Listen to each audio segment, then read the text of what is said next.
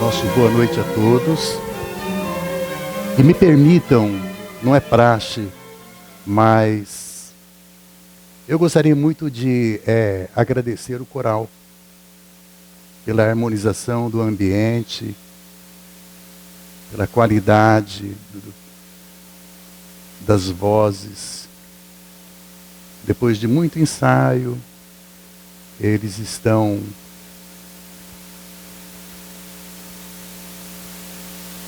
cantando melodias lindas que realmente tocam profundamente o nosso coração. Por isso, o agradecimento a eles e que eles continuem nessa marcha que eles estão. Lição introdutória, esperança, já foi explicado. Nós não podemos perder a esperança de dias melhores.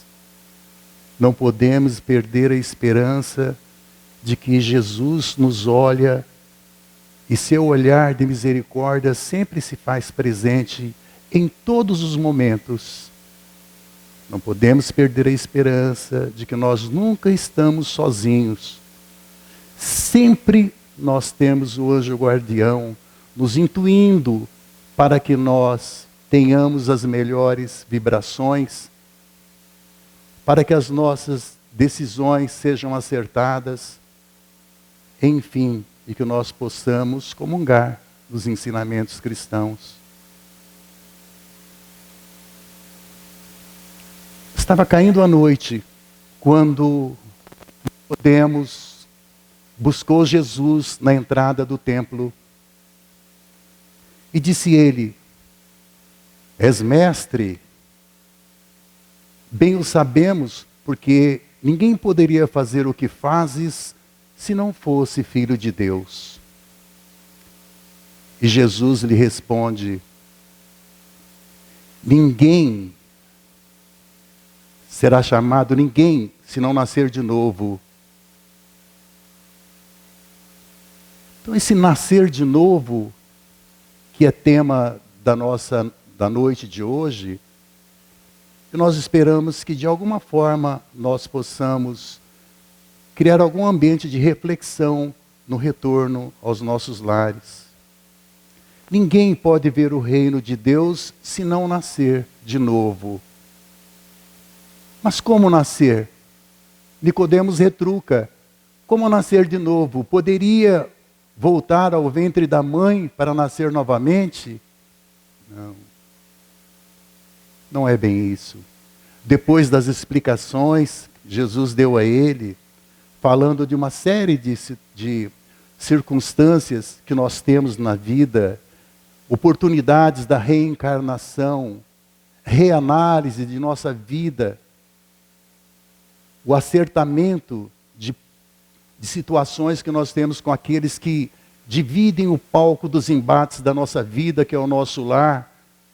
Tudo isso Jesus disse a ele, para no final, diante da negativa dele de conhecimento, da reencarnação, da pluralidade das existências, Jesus lhe disse: és mestre, mas não tem o conhecimento necessário. 2000 anos se passaram, nós também não temos o conhecimento necessário. Muitas vezes nós chegamos até a casa espírita ou ao templo religioso da sua preferência, porque todos são bons. Mas muitas vezes passamos despercebido. Ouvimos mecanicamente e não nos propomos a mudança que o tema nos propõe. Não nos propomos a mudança que Jesus nos pede, embora sejamos filhos de Deus e tenhamos no Mestre o modelo e guia de nossas vidas. Ninguém pode ver o reino de Deus se não nascer de novo. E esse capítulo 4 do Evangelho segundo o Espiritismo trata dos laços de família, da família corporal e da família espiritual. Corporal ou consanguínea é essa que nós temos hoje em dia. É essa que o Pai nos colocou frente a frente para o resgate dos compromissos que assumimos em outras paragens, em outros momentos, e que muitas vezes nós falhamos. à espera de que o olhar de misericórdia do Pai possa nos ofertar outra oportunidade. Não, ninguém pode ver o reino de Deus se não nascer de novo. E esse renascer cabe a cada um de nós, está no arbítrio de cada um de nós no dia a dia, em relação a tudo aquilo que nós precisamos realizar. Ouça aquele que tiver ouvidos de ouvir. Essas palavras que Jesus tanto repetiu pelos apontamentos do apóstolo João, claramente dizem que nem todos estavam em condições de compreender certas verdades. Como ainda hoje nós temos dificuldade em compreender os ensinamentos do Pai, por meio do Mestre Jesus. Ainda hoje nós temos dificuldade de estender a mão àquele que precisa, de levar o nosso abraço fraterno, aquele que passa, muitas vezes, pelos quais nós passamos com indiferença. Há uma dificuldade, sim, de nos desapegarmos dos bens materiais, quase sempre fruto da nossa preocupação. E os valores espirituais nós deixamos para a frequência desatenta aos templos e aos cultos de final de semana. Não é dessa maneira que nós vamos realizar essa metamorfose, essa transformação que nós precisamos para renascer, de maneira que possamos ser, por mérito, alcançar o reino de Deus. Por isso a reflexão da noite é bastante pertinente. Vamos falar dessa oportunidade que nós temos, e de que Jesus falou a Nicodemos, por meio da família. Família onde estão aqueles que nós necessitamos que estejam conosco, para o nosso refazimento, para o desbastar das nossas asperezas do coração, para reencontros em razão de desencontros no pretérito. E o Pai nos dá essa oportunidade de renascer, para que nós tenhamos a oportunidade também de nos reencontrar no plano espiritual, já numa outra, talvez numa outra modalidade, mas a alma de sua alma com aqueles cujo amor nós alimentamos aqui no plano terrestre, sejam consanguíneos ou não consanguíneos. Família é a escola de aprendizagem da redenção futura, da verdadeira libertação.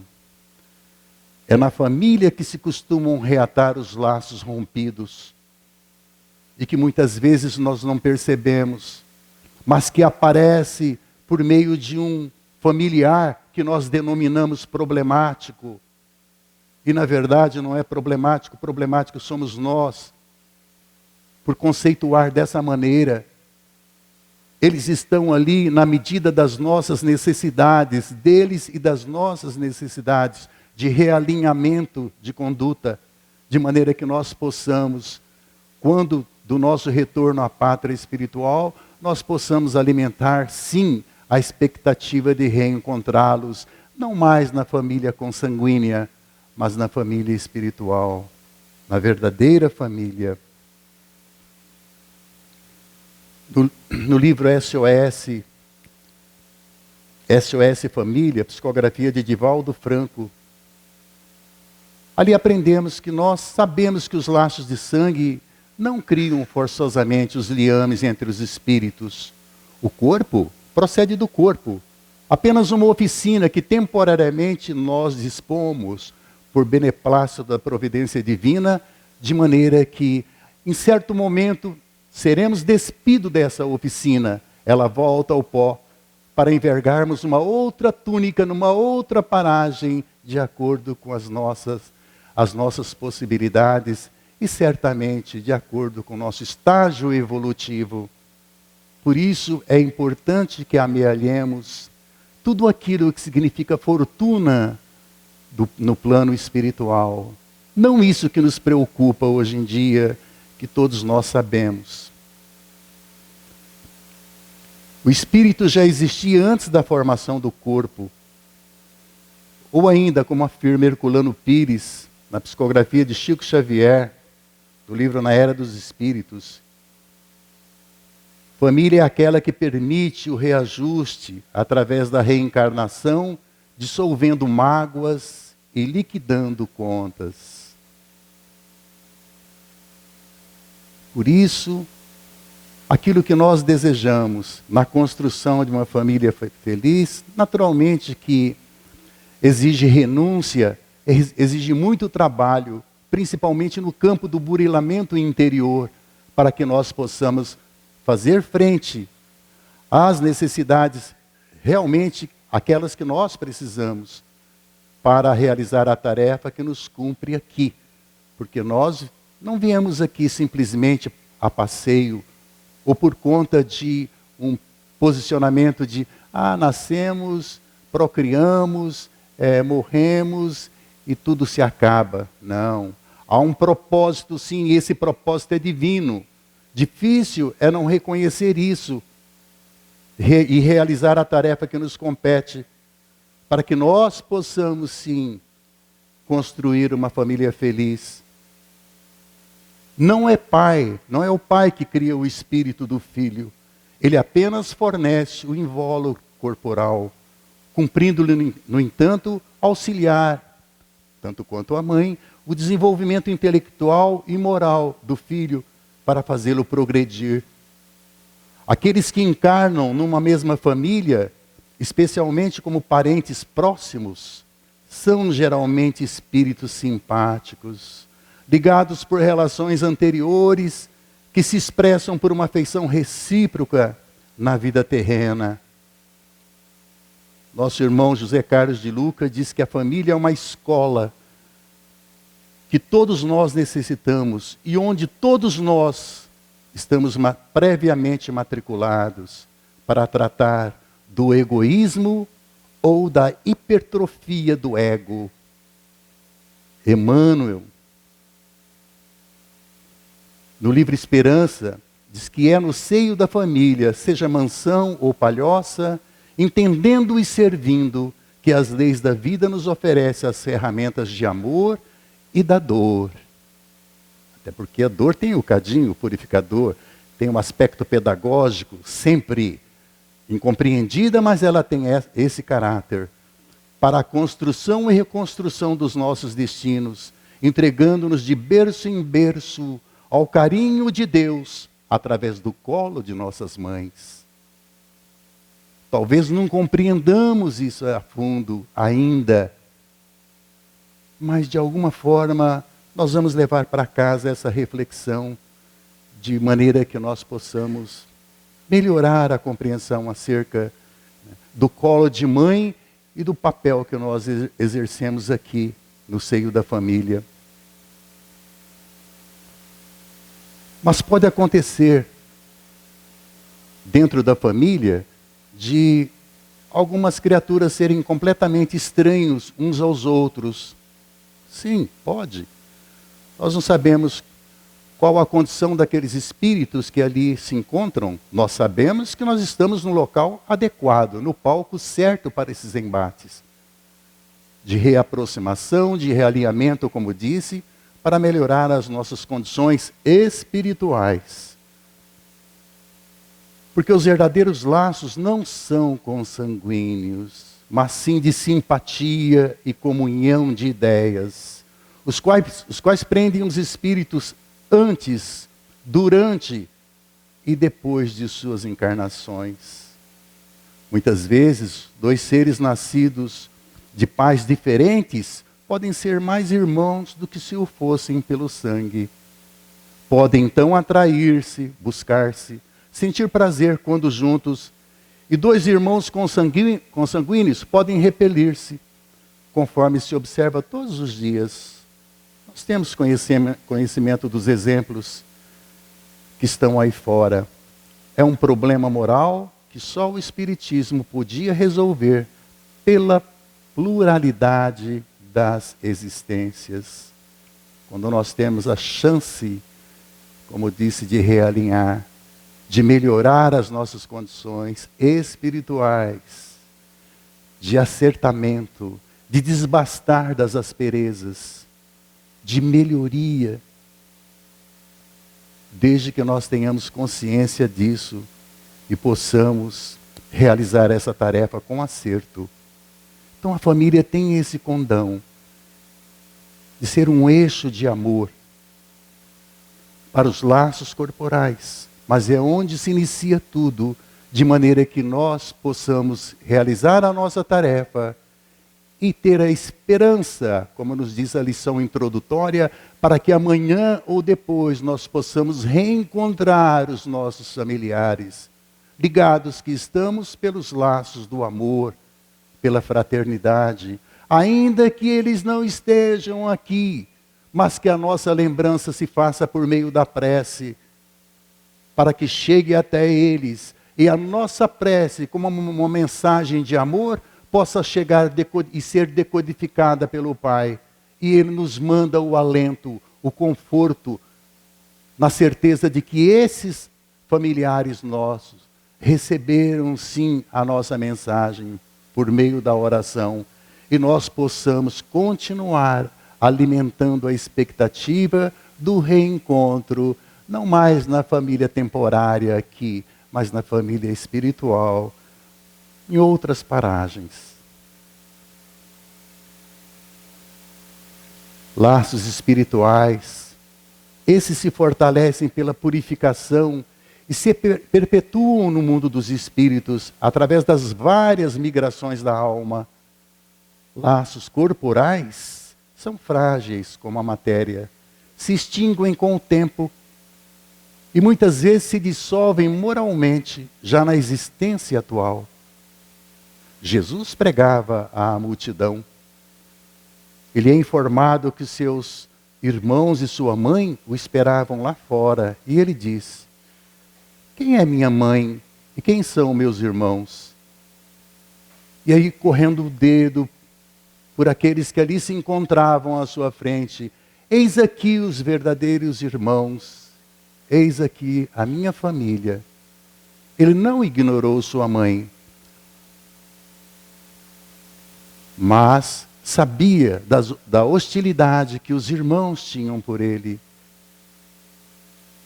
Em momento algum, nos apontamentos dos apóstolos, nós vemos algum momento em que ele, pelo contrário, ele era puro amor. E assim ele nos deixou. Gosto de lembrar sempre um aspecto, que ele não veio nos ensinar religiões, nenhuma religião. Ele veio nos ensinar o amor ao próximo. E se nós não realizamos essa tarefa de demonstrar na prática o amor ao próximo, nós não estamos dentro daquilo que nós possamos chamar de irmandade, realizando a tarefa que nos compete aqui. Não. A doutrina espírita nos fala, fora da caridade não há salvação. E qual é a caridade que nós temos praticado no dia a dia? Que tipo de caridade? É aquela que toca trombetas? É aquela que gosta de olhar para a direita, para a esquerda, para ver se nós estamos sendo observados na nossa generosidade? Isso não. Isso é uma manifestação pura de egoísmo, de orgulho, quando assim fazemos. Por isso, é importante que nós busquemos uma parte do dia, uma parte da semana, algumas horas, realizar uma tarefa. Nós sabemos, né? A consciência diz qual é a tarefa benemerente que nós estamos realizando. O coração fala bem próximo que nós estamos agindo corretamente. Do mesmo modo que a consciência e o coração nos dizem quando é que nós estamos agindo por orgulho e por egoísmo. Qual é a expectativa que nós temos em relação à contrapartida que o Pai vai nos oferecer por esses momentos? Há alguma expectativa? Se há alguma expectativa, nós podemos cortar o condão da benemerência. Não é benemerência, não é caridade. Caridade nós já sabemos, segundo Jesus nos ensinou. Benevolência para com todos, indulgência para com as faltas alheias e perdão para as ofensas. certamente que todos nós nos enquadramos aqui certinho nesses ensinamentos. Por isso nós podemos almejar o reencontro com os nossos familiares na família espiritual. Por isso nós podemos ter a esperança de dias melhores, porque nós realizamos a tarefa, sim, de praticar aqueles atos que nos foram ensinados por Jesus.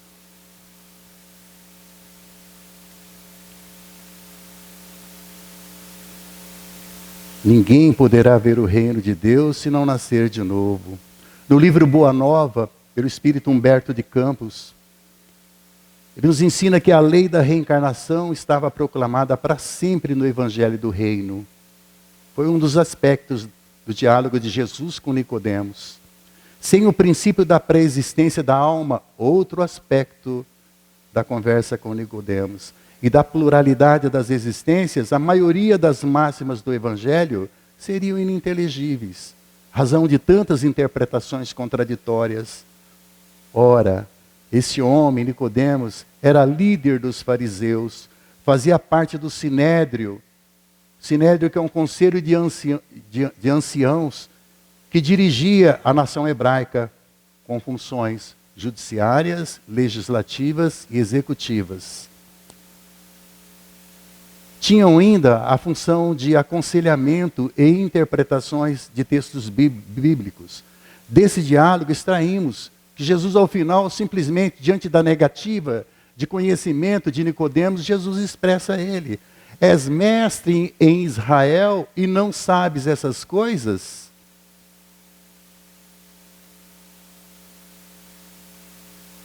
Nós também não sabemos muito.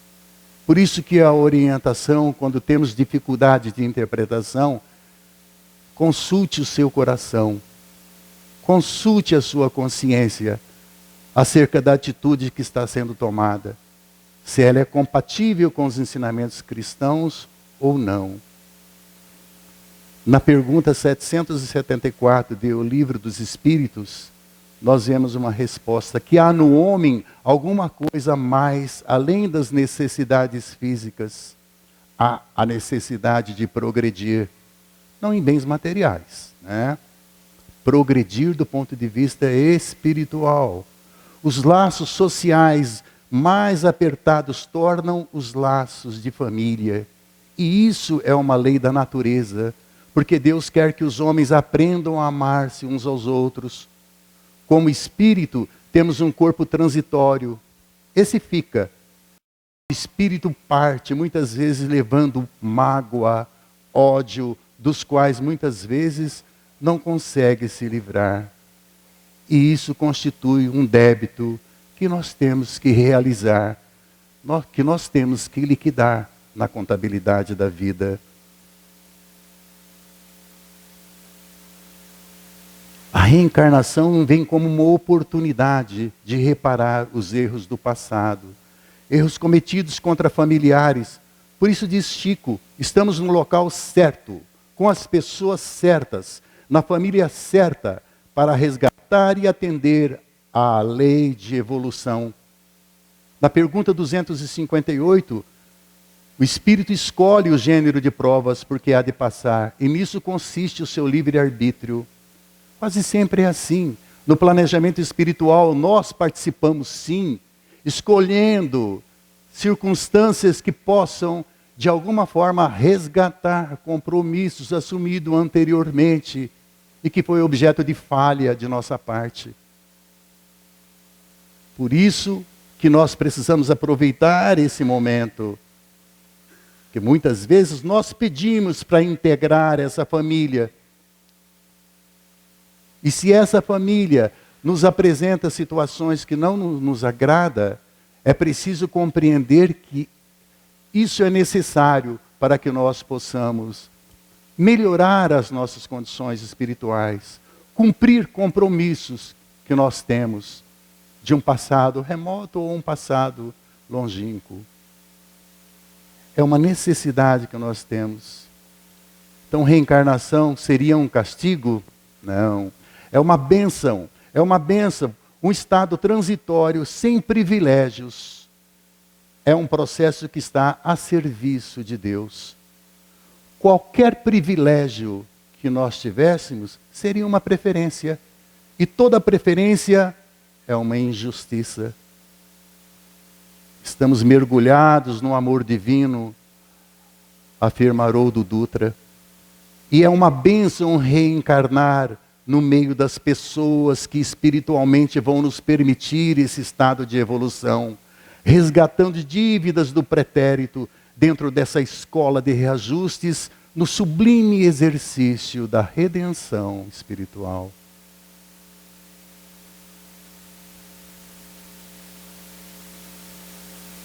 Fugindo um pouquinho, nos lembramos de uma escritora brasileira, Clarice Lispector. Aliás, ela nasceu lá na Rússia, mas a sua família, fugindo ao regime político daquela época, acabou vindo para o Brasil.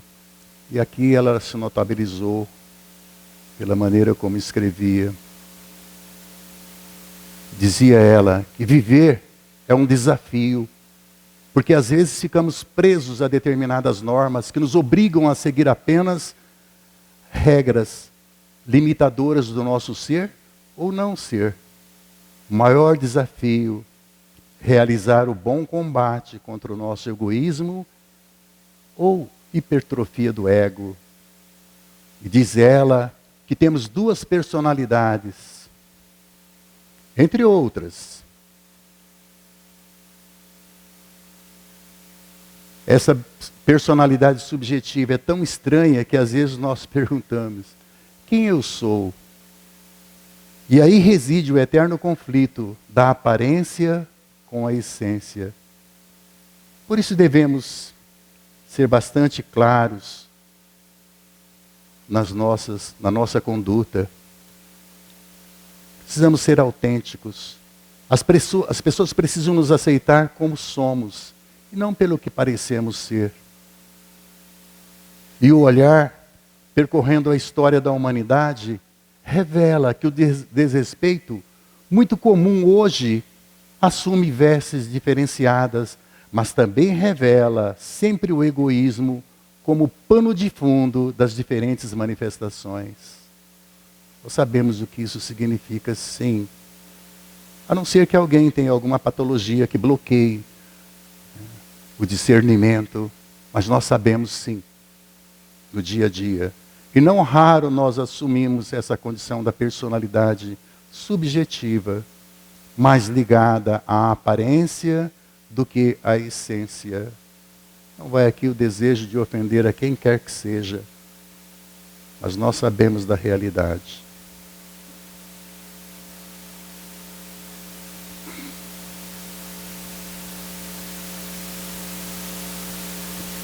Em Obras Póstumas, Kardec nos fala do egoísmo e o orgulho, onde tem origem. E a sua origem era um sentimento natural, o instinto de conservação. Nós temos esse hábito, quando nós somos, de alguma forma, contrariados, nós não gostamos. O instinto de conservação nos remete a alguma atitude. Às vezes a atitude de responder, ou a atitude de se negar, de virar as costas. Alguma atitude nós tomamos, porque nós não gostamos de ser contrariados. Né? E esse instinto de conservação desencadeia manifestações extremamente individualistas na pessoa que sente sua integridade ameaçada, ou na pessoa que, no estilo de vida que caracterizou os primeiros estágios da evolução do ser humano, lá no primitivismo. Oxalá nós pudéssemos entender que há o dia de nossa estrela brilhar, mas também há o dia de permitir que a luz do próximo brilhe. Quase sempre nós queremos que a nossa luz é que esteja sempre pairando no alto. À medida que o estilo de vida for se modificando, e como que ele se modifica? Pelo ingresso nesses valores espirituais que nos ensina o Evangelho. Pela alegria de cumprir os mandamentos que nós conhecemos. Pelo desejo de seguir as pegadas do Mestre Jesus. À medida que nós vamos mudando esse estilo de vida, Esse estilo vai se modificando e ele vai se apropriando dos avanços morais e éticos. Um momento sublime da transformação do nosso egoísmo e orgulho a caminho da generosidade, grande meta da transformação moral de nosso planeta, e o caminho para a instalação do amor como princípio norteador das relações humanas.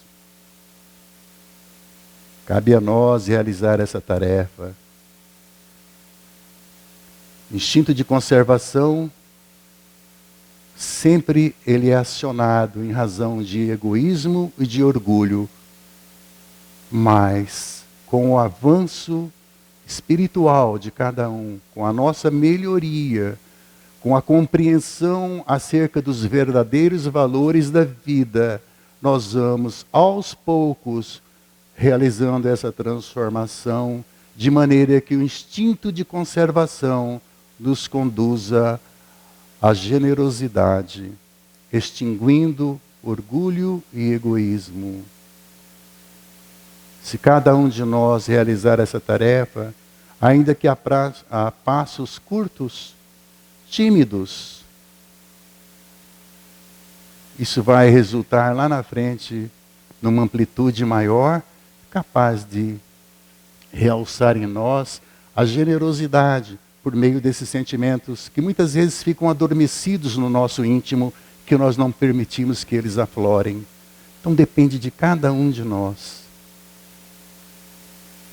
Dizer o horário, acho que está. Muito bem. Então, para encerrar, nós podemos dizer que todos queremos mudar, né? Ciclos se fecham, outros se abrem. Começamos uma dieta, depois paramos, não é assim? Outros se informam, leem de tudo e assistem palestras, fazem cursos, desejam mudar, mas não assumem a atitude da efetiva mudança. Rezam, prometem na passagem do ano, né? Passagem do ano então é uma festa, né? E o ano termina sem que realizemos essa mudança. Nós demonstramos ser pessoas equilibristas. Com uma mão aproximamos do novo, tentamos novas ações, enquanto com a outra mão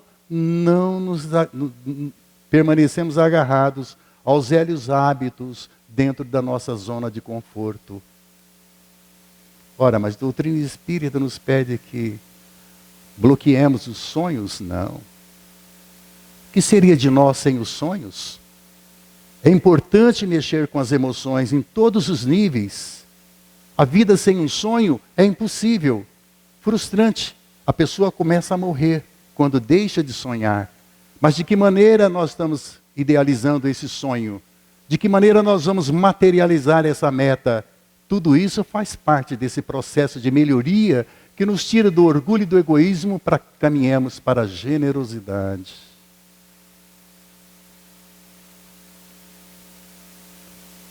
Cabe a cada um de nós cumprir essa tarefa, melhorar as nossas condições, deixar de ser equilibristas para melhorar a nossa capacidade de desbastar as asperezas do nosso ego, melhorando as nossas condições de convívio em sociedade, melhorando todas as condições do nosso coração, tendo a coragem de realizar a tarefa como Jesus nos ensinou. Não veio ensinar que a doutrina espírita é melhor do que o... Não. Veio nos ensinar o amor ao próximo. E esse ensinamento precisa de alguma forma ser materializado na nossa conduta. E nós sabemos como realizar, sim, porque todos os dias nós temos a oportunidade de sentir a proximidade de pessoas que de alguma forma mereceriam a nossa atenção dentro desse plano de melhoria espiritual. É importante procurar, sim, essa melhoria. Todos os caminhos são importantes. Você pode ir pela esquerda, pela direita. Se eles nos ajudam a crescer como pessoas, se eles nos ajudam a compreender melhor, a vivenciar formas mais ricas de comunicação e de amor, o melhor que podemos fazer pela sociedade, pela família e pelo mundo é fazer por nós mesmos. É sermos pessoas mais evoluídas, mais maduras, mais humanas.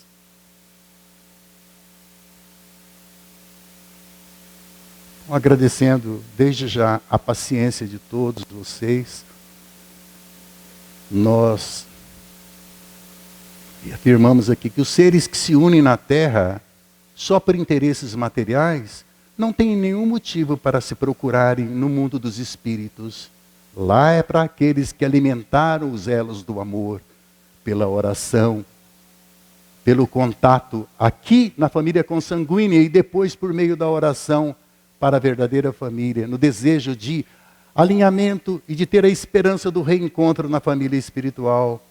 Então precisamos fortalecer os laços com aqueles que dividem o palco do nosso lar, incluindo orações por aqueles que se anteciparam a nós na transição para a pátria espiritual, estabelecendo sim uma nova relação para viver a plenitude do verdadeiro amor, aguardando o grande reencontro da família espiritual, na qual estaremos inseridos em breve, por amor daquele que é o Senhor da vida.